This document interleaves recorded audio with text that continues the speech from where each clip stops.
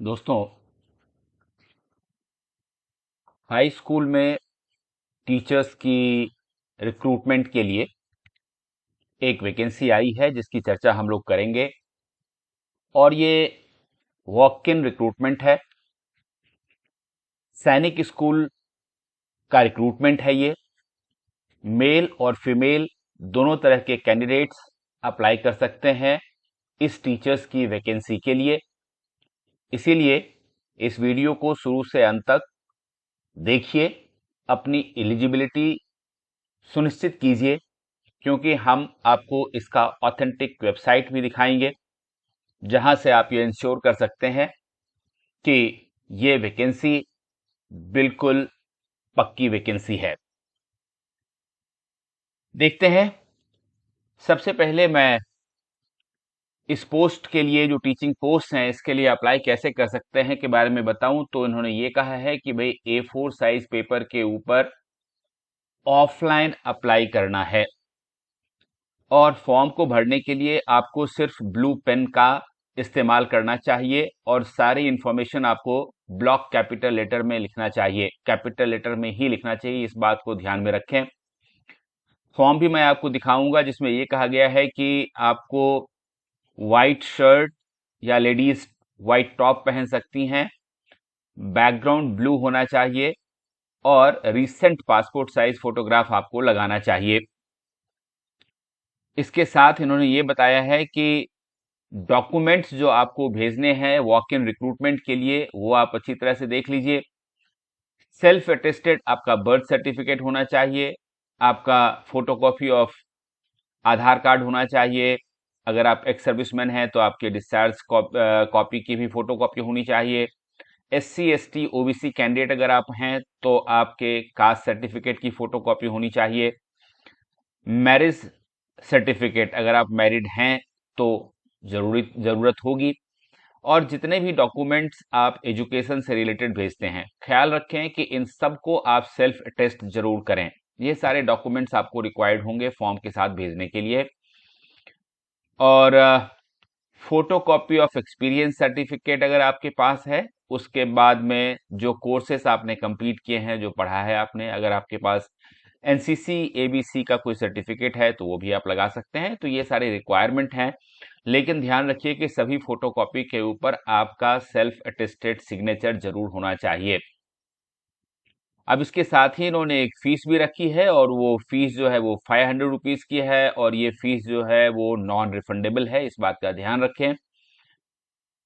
अब मैं आपको बता दूं कि प्रोसेस ऑफ रिक्रूटमेंट जो है इसका, सबसे पहले तो आपका डॉक्यूमेंट वेरिफिकेशन होगा और उसके बाद आपका शुरू होगा प्रोसीजर एग्जाम का। तो सबसे पहले आपका रिटन टेस्ट होगा और रिटन टेस्ट आपका ये होगा कुल 100 नंबर का। ये देखिए, जिसमें कि general knowledge, English, basic maths और सब्जेक्ट टेस्ट, जो जिस सब्जेक्ट के लिए आप अप्लाई कर रहे हैं उसके लिए 60 मार्क्स का होगा।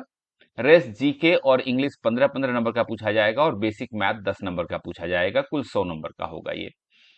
और उसके बाद आपको डेमोन्स्ट्रेशन देना होगा जिसमें कि ये सारे क्राइटेरियाज होंगे। ध्यान से आप इसको देख लें। ये PDF मैं अपने टेलीग्राम ग्रुप में डाल दूंगा। मेरे टेलीग्राम ग्रुप का जो लिंक है वो आपको डिस्क्रिप्शन बॉक्स में सबसे ऊपर मिल जाएगा। वहां से आप टेलीग्राम ग्रुप ज्वाइन कर लीजिए और वहां से आपको ये PDF और इससे पहले जो पोस्ट निकली हैं, वैकेंसीज निकली हैं, उनकी जितनी भी PDFs वहां हैं वो भी आप आराम से देख सकते हैं। तो इसके ऊपर हम ज्यादा समय नहीं लगाएंगे। ये सारा चीज, आपका डेमोन्स्ट्रेशन भी 100 नंबर का होगा, ये वाली बात है। लैब असिस्टेंट बायोलॉजी का भी एक पोस्ट है, तो उसके लिए देखिए इन्होंने कहा है कि भाई उनको भी क्लास डेमो देने की जरूरत है।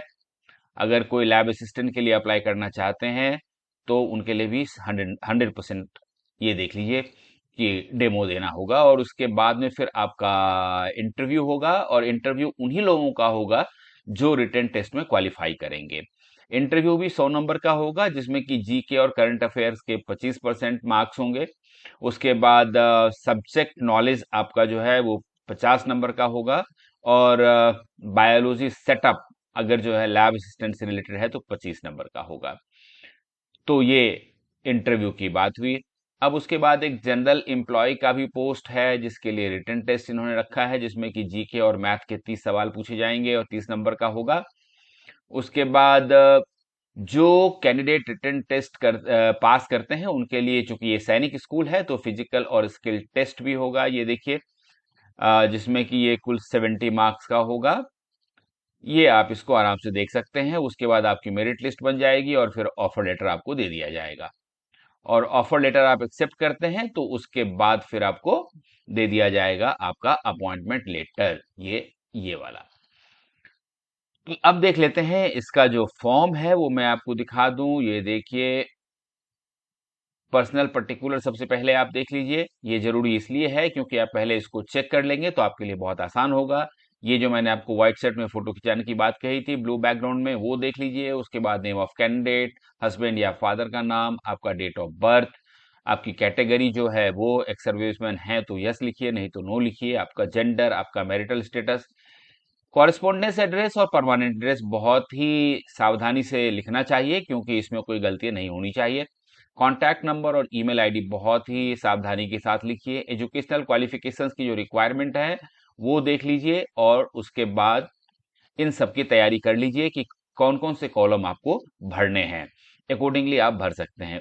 सिमिलरली जो एक्सपीरियंस है आपका, उसमें name and address of the institution important होता है, पीरियड है, उसके बाद परमानेंट थे या एडहॉक थे वो सब आपको लिखना पड़ता है, सैलरी आपको कितनी मिलती थी वो लिखना पड़ता है। तो ये सारी चीजें, कोर्स आपने जो कंप्लीट किए हैं वो इस वाले कॉलम में भर देना है। Proficiency in games and cocurricular activities अगर आपके पास कुछ है तो बेसिकली आप इन हेडलाइंस को देख लें, अकॉर्डिंगली आप अपनी तैयारी करें, ये इंपॉर्टेंट है। हॉबी अगर है कोई आपकी तो वो सारा चीज कर लें, और अंत में ये सर्टिफिकेट जरूर दे दें, और उसके लिए यहाँ पर सिग्नेचर अपना करें, और फिर यहाँ डेट और किस जगह से आप ये फॉर्म भर रहे हैं, इतनी सारी चीजें आपको जरूर लिख देनी चाहिए। और अब मैं आपको ये बताऊं कि ये जो सारा पोस्ट है वो ये देखिए, सैनिक स्कूल चित्तौड़गढ़ से निकला हुआ है। ये सैनिक स्कूल चित्तौड़गढ़ का ऑथेंटिक वेबसाइट है, और वहीं से ये फॉर्म निकला है। और यहाँ पर में जब आप रिक्रूटमेंट, ये देखिए, recruitment advertisement for various post, walk in recruitment लिखा हुआ है, इसके ऊपर क्लिक करते हैं तो ये वाला एडवर्टीजमेंट सामने आ जाता है जो मैंने आपको दिखाया था। अब वही मैं आपको कंप्लीट दिखा देता हूं।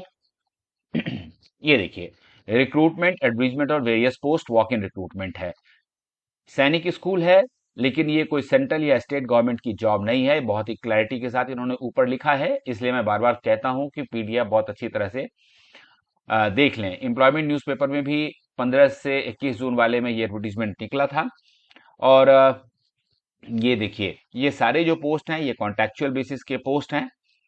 टीजीटी साइंस अनरिजर्व्ड है, एक पोस्ट है। 21 से 35 साल की आपकी एज होनी चाहिए, आपको ग्रेजुएट होना चाहिए, आपने बीएड जरूर की हुई हो, सीटेट जरूर आपने क्वालिफाई किया हुआ हो, और 63,758 रुपए ये आपकी सैलरी है पर मंथ कंसोलिडेटेड।